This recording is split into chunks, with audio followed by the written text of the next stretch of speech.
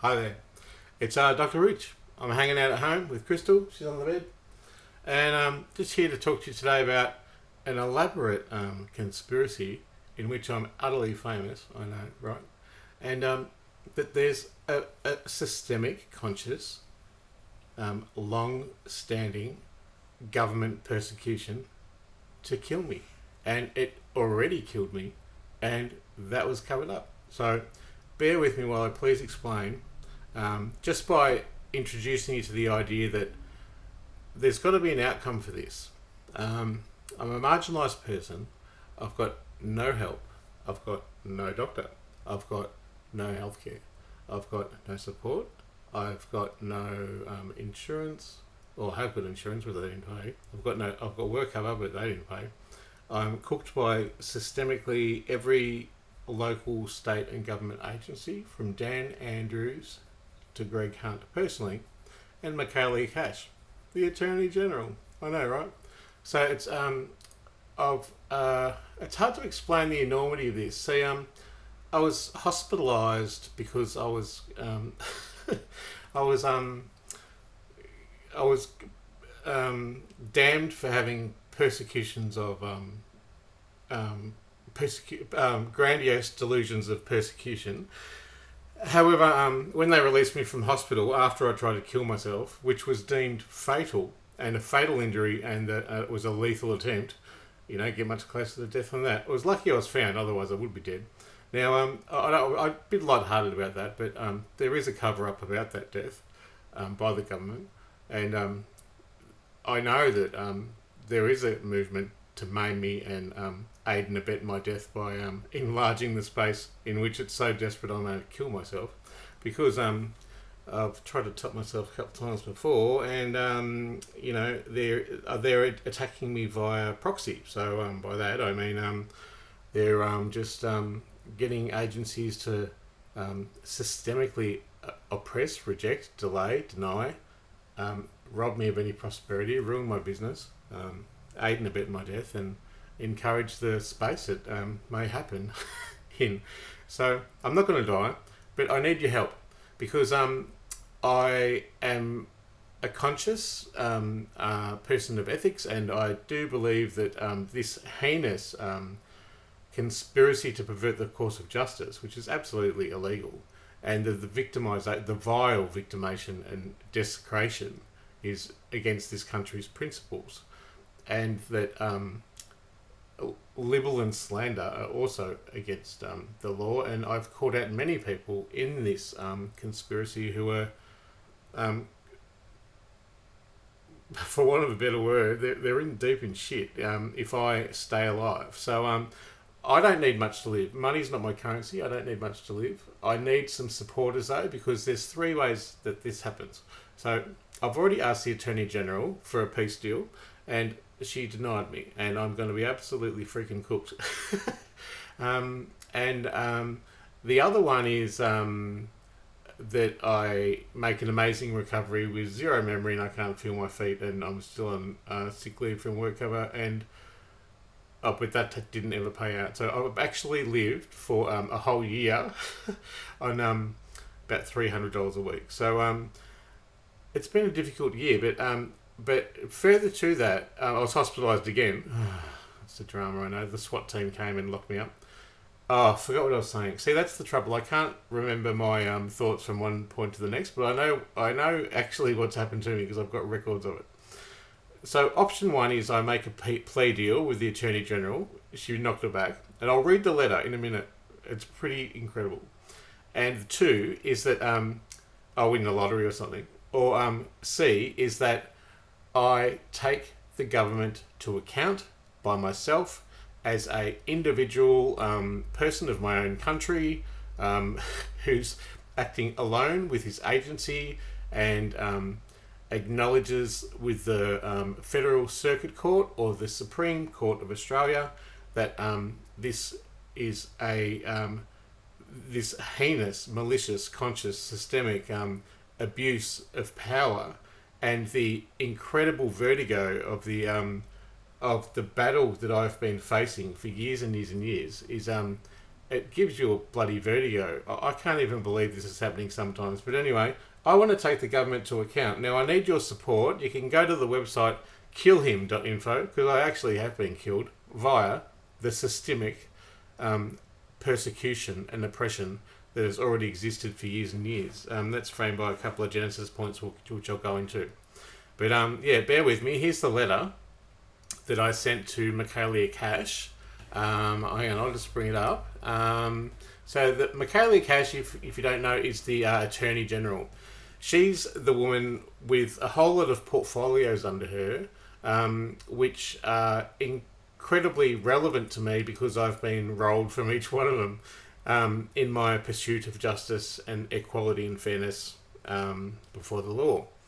So, I reverse engineered my way up from the bottom. It did kill me, but I survived. I was lucky I was found. I am alive. I can't remember much. But here's the letter. Dear Ms. Cash, for now I'll just be Dr. Rich, but I'm fairly sure you're expecting me. Next week, I face the Administrative Appeals Tribunal regarding defending my work cover rejection from Comcare, the federal insurer, as an employee of the NDIAS, in which I ran my business for over 2.5 years. It is utterly, inequitably set up for me to fail.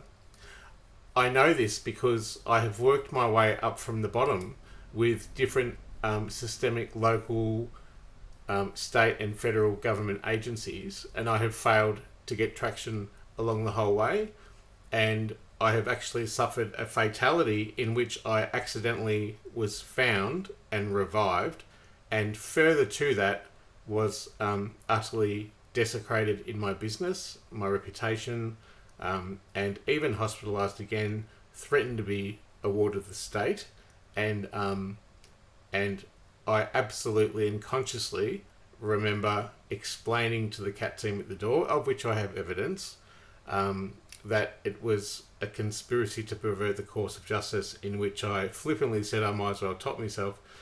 But of course, they weren't interested in my justice. They were interested in locking me up.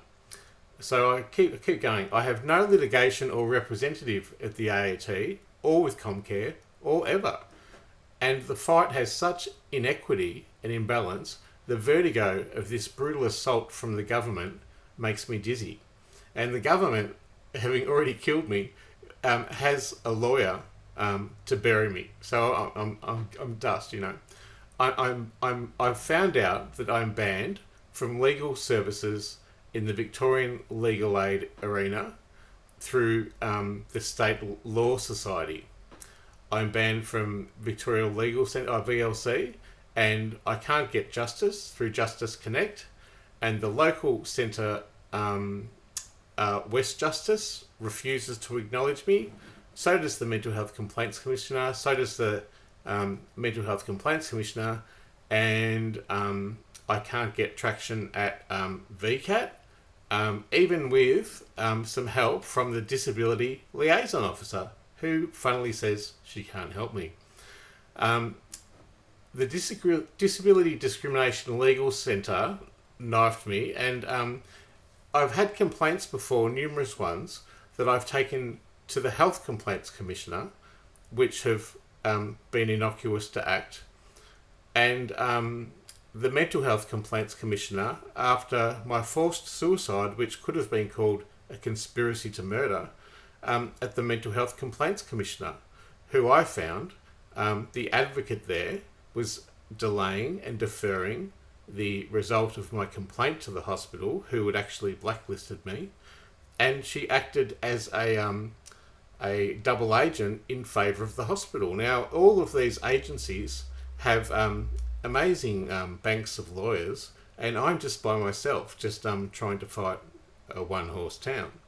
Anyway, so, and also I mentioned to her that I made a complaint about a GP, a valid one, and I went to the Health Complaints Commissioner. They didn't help. I tried to protect the GP because I thought he might get in trouble, but I didn't know until after I was found post-death by accident and had survived, and then was rejected as a vagrant squatting, that the doctor's lawyer through ARPRA had framed me as an extortionist in order to make money from the complaint, which is a heinous load of shit because money is not my currency, ethics is.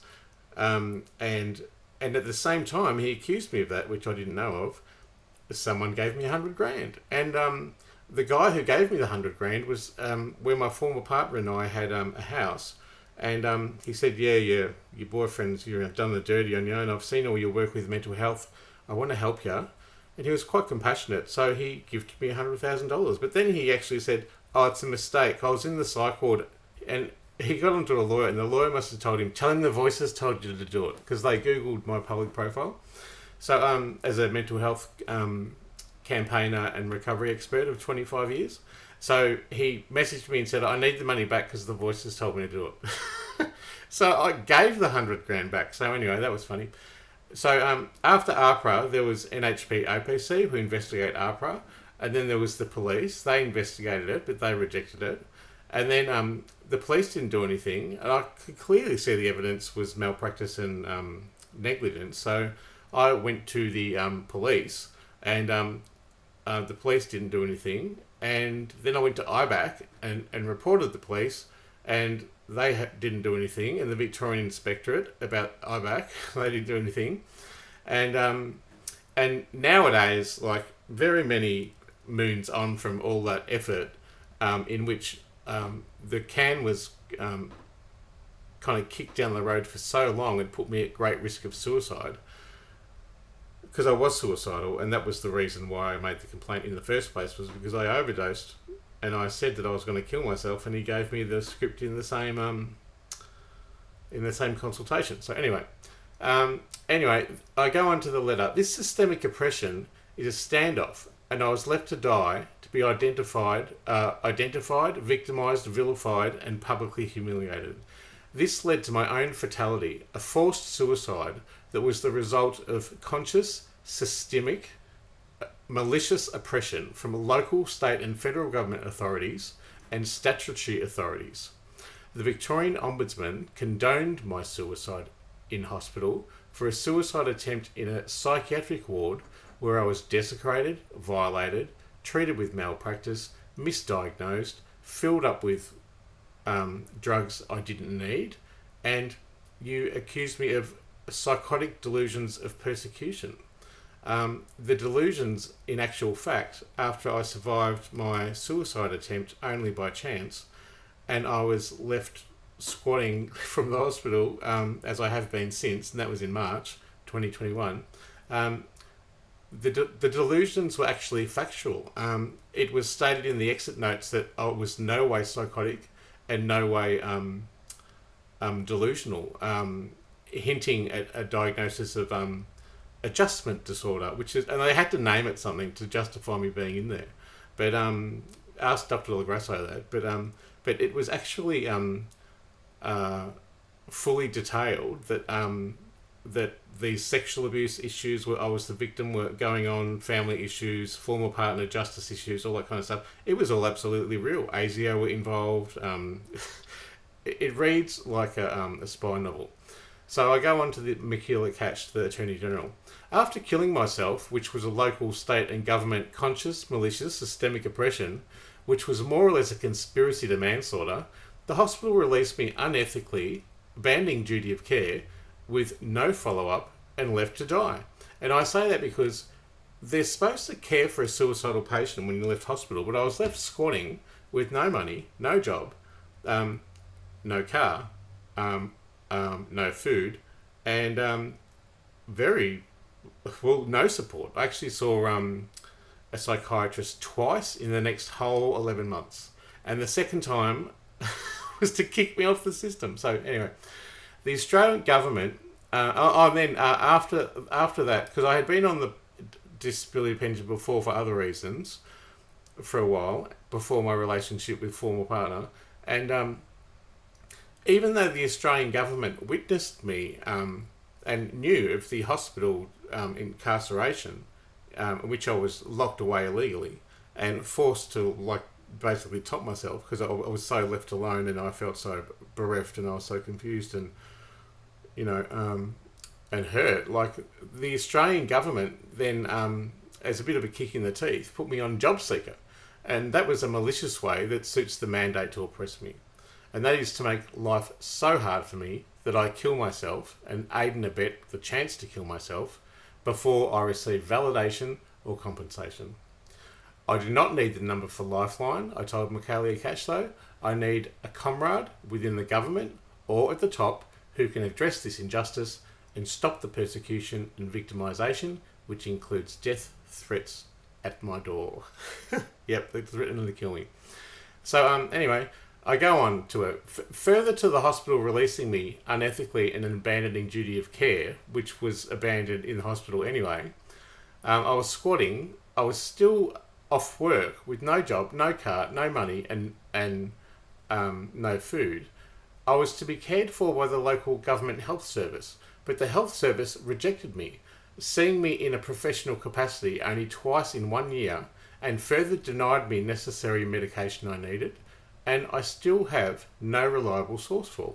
So it's kind of a year on since I had my suicide attempt. I've noticed very consciously I'm reading all this is why I can speak well, but my thought disorder is really bad. And I've researched that when you lose all your blood, the toxins destroy the hippocampus and your memory's fucked. Apart from the fact that I can't feel my feet, and I have no doctor, can't go to the police, have no healthcare, have no food, have no money, and can't go to any agency, including the police, federal police, or any complaint body, and I can't be a whistleblower. So that's the kind of why I need help from the public to take on the government, because this is really, really unethical. So the oppression was factual and actual, and I can easily demonstrate it. And I do. It's on the website killim.info. I go one meeting with a psychiatrist was 4 months after my release from hospital and was pitiful. And the second one was 11 months later to kick me off the service.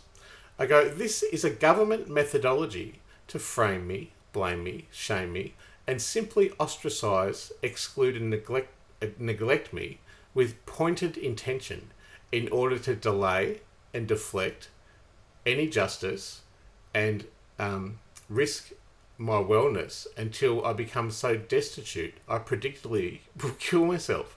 I can't see any way else this is happening. I'll read out the list of agents in a minute that are right onto me. So I said to her, there is loggerheads on some justice issues from the past that, right or wrong, I've proven it. The malicious and pointed movement exploits already existing societal prejudices and stigmas to desecrate me, rob me, and sadly aid and abet my death via pointed violence of neglect and attack via proxy in place of justice. And I just happen to mention victimisation is illegal, slander and libel is illegal, and conspiracy to pervert the course of justice is illegal. That is in the government legislative agencies, and there is 100 other crimes I could say that have happened. So I go on. Further, it's a malicious movement to not only just innocuously ignore me, but pointedly and individually oppress me, in that I will come to great harm or kill myself or be a vagrant before being bereft of prosperity and my family and friends all but gone. That's already occurred. I go, but that suicide has been covered up. I asked the hospital for a conciliation, a meagre acknowledgement that it had happened in relation to the systemic oppression that led me there. They didn't do it. And the hospital CEO, Dave Stevenson, hi Dave, was so delighted that the Health Complaints Commissioner and the Office of the Australian Information Commissioner and the Mental Health Complaints Commissioner, Commissioner Jennings, hi Commissioner Jennings, and the Ombudsman, hi Ben Calder, in the government saw absolutely nothing wrong with me dying in a hospital and then being found. I mean, sure enough, I did it, but it was from years of oppression, which I can prove. So Dave Stevenson, the CEO from the hospital, was so delighted that he knows that I cannot go to the police. I have tried many times to go to the police. and that I can't go to any government agency, and that also I've been rejected as a whistleblower from IBAC, from ASIC, from APRA, and from the Australian Ombudsman, that I am absolutely voiceless and powerless. And Dave Stevenson was so delighted with his position of privilege that he dared me to sue him directly and personally for the injustice that happened in the hospital, which was the abandonment of duty of care, for starters. I mean, I went in there to stop dying, and I did die. And I can't say that I did die because I'm alive, but I'm alive with injuries, and I'm alive with complex PTSD from the abuse and the event. And further than that, I've been absolutely desecrated because then my business was consciously, maliciously destroyed. That business was going for 25 years and they destroyed it. Anyway, so I just go on to Mclean Cash's letter. I've never had a representative, lawyer or advocate, but I've been an advocate for over 25 years in altruism to help other people who suffer, who are more marginalised than myself. And I go on. This is where it gets tricky.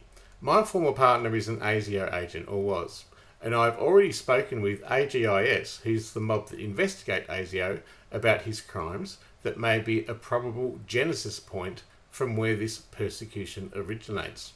Because he owes me for exploiting me financially in coercion and sexually in coercion and leaving me homeless after the end of a 5-year relationship in which he worked for ASIO, earning like 200 to 400 grand a year, and I was on a disability pension, which he insisted because he said we couldn't get married. So anyway, that's the whole thing. So that there's a bit of a issue there. I am actually a really multi-millionaire. I just waiting for the day. So the Victorian and Commonwealth Ombudsman have rejected my whistleblower status. AFSA also refused me. Oh, there's another agency too. AFCA, the Australian Financial Complaints Authority, has blackmailed me over 2.5 years ago for holding on to cases that are well overdue for determination, that is over $2 million, potential $2 million in value, which would have easily saved my vagrancy and my then distress and hospitalisation and the crimes of poverty and oppression that came afterwards. I'd be just a happy man, But it's the conspiracy between HDF, my insurer, and AFCA and another dozen agencies who are all pining that I die, really does get you after a while, and it is a conspiracy to pervert the course of justice. Like, they're not allowed to do it. There's laws that they have to do it in a certain time, and now AFCA won't even. They'll say they'll cancel all my cases if I do so much as email them, because you know why? They called me conspiratorial. This is a crime projected onto me via agencies and organisations via proxy attack from sources I can only fathom the colour and shape of. And by that I mean that I can see this is happening for me. When I try and explain it to someone else, they think I'm paranoid, but that's already been ruled out by a psychiatrist in a hospital over a death, that it is actually real. The source of this thing is blacker than death, because not only have I already died, but that wasn't enough. They're further desecrating me, and they're doing so with impunity from the law, and they're doing so with the Attorney General, Mclean Cash, utterly and outright rejecting all of this letter and responding innocuously and then discriminatorily giving me the number for the SANE helpline. I said specifically I don't want the SANE helpline number. So this, I go on to the letter. This pointed and willful framing and maiming of me will kill me, and already has. Well, hopefully it doesn't kill me and the hitman doesn't come in the door. So I said to her, I demand whistleblower protections, please. I was threatened by a thug the other week. He would kill me at my window in a vitriol that shocked me. And that's true. They come to the window. They know where I live. I have agents. I have people following me. I have my computer's hacked. You wouldn't believe it. So the police are somehow powerless to act. I've tried many times to try and report crimes and get justice. And I have reported that on my whistleblower site, killhim.info, where I, in much frustration, tell police after police all these injustices have happened with nothing happened. And then I report to IBAC, who investigate the police, and they say that nothing's been done wrong, and they also reject my whistleblower status, rendering me an innocuous refugee in my own democracy. So, having been killed already, then my 20-year online website and business, richmclean.com.au, which was also my ABN, was intentionally desecrated and destroyed, and all the backups, websites and emails intentionally destroyed by Micron21, a company who has connections, wouldn't you believe it, to the government. And they knew that I was getting close with my evidence, so they wanted to destroy it and destroy me. And that's what they want to do, destroy me. In those emails, there were memories of loved ones who have passed. And really, if you can think about it, my digital identity, rich@richmclean.com.au, is my website address. I use that for banking. I use it for the government. I use it for everything I log into. I haven't been able to reset a password. I haven't been able to log into anything. I've lost all my emails, all my contacts, my whole business. No one can contact professionally. I have lost all my patient records, and I can't actually do my audit for the NDIS in which I want to go back to work. So it really has, with impunity, absolutely desecrated me. And it's also my intellectual property. There are laws around this, but it was intentionally desecrated, is all I can say. They're out to ruin me. Now, I did complain. Obviously, you just go to a lawyer, but the lawyer I had was cooked. So bad. Not an agency cares. Now, I don't know how badly I've been framed. I've been called a pedo, a rapist, a dog fucker, an extortionist. The list goes on. There is some really nasty words going on around me. I don't know how they get rid of people, but they do. So with this business thing, I went to just business.gov.au. I said, they've destroyed my business. And they kicked me along to the other business, business.gov.au. And they kicked me along to the Small Business and Family Business Ombudsman. They didn't care. And they kicked me onto the telecommunications industry. They didn't care. So actually, no one cares that poor Rich Mclean has been killed and desecrated and kicked the can down the road so bad that he actually has been living on about $350 a week for an entire year. And that's been my life. That's probably why I haven't heard from me. So I go on in the letter. I can only summarise my position that there needs to be a truce. So I offer the government a truce. I don't want anyone jailed. I don't want to cause trouble or waves. I am a kind man. I will forgive everyone. That's what I offered the Attorney General Michaela Cash in terms of this very infamous case in which everyone knows about. I just said to her, I need a simple life away from persecution with my pet dog, Crystal. I don't even want money, although that will be a legal part of conciliatory progress. Any extra that is the result of litigation, I will create a foundation to support vulnerable people as I have done with my time and passion for over 25 years. I said to her, I've got a Human Rights Award and Sane's Book of the Year, and I work hard on my exploration of knowledge, getting a PhD, and I've run my own business. I'm a citizen of this country, a person with a public profile, and I have always given back by altruism and always given my time. And then I just contrasted it and I go, I'm utterly isolated. I have no one left. I welcome your intervention so I may be granted whistleblower protection before I am killed or rendered an intelligently designated and designed suicide via oppression. I commit to you now, I'm not killing myself. But if I end up a vagrant and right now I have no doctor, no food, I'd love a bloody cider. I have no one looking after me from the mental health centre. I haven't got a psychologist. I haven't got a psychiatrist. I haven't got a neurologist. I can't really think. I can't remember anything. I haven't got a lawyer. I'm banned from that. I'm banned from the police. I'm banned from being a whistleblower. Ban, bun, bun, bun, bun, bun. So I said to her, I wish to have healthcare as I don't have medication. Yeah, I don't have medication.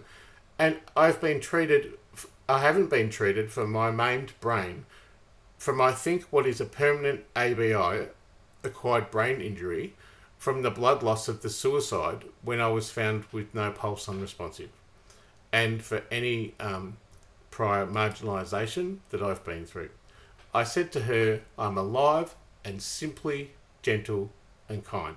I don't need much, but I deserve a fair go. It's abhorrent that this has been allowed to fester, and some days I get up and I can't even believe it, and I struggle to even explain it or validate it to myself.